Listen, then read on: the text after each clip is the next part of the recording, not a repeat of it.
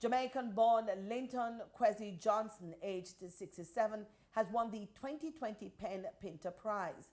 The Penn Pinter Prize is named for playwright Harold Pinter. It is given annually to a writer from Britain, the Republic of Ireland, or the Commonwealth who provide a spotlight on, quote, the real truth of our lives and societies, end quote. Mr. Johnson, who is originally from Chapelton, migrated to England at the age of 11. He reportedly uses patois in his writings, which documents racism in Britain.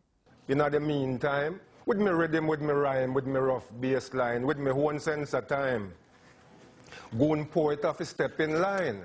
Kabuta lazy might have got couple thousand, but Mandela for him thousands and thousands and thousands and thousands.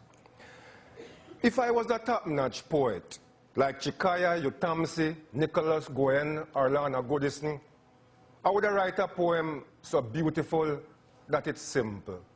In 2002, his compilation of poetry called My Revolutionary Friend was published by the Penguin Modern Classics series. He is reportedly the only black poet and second living poet to have his work published in the British series. In 2014, he was awarded the Order of Distinction for his consistent attention to the plight of the common man.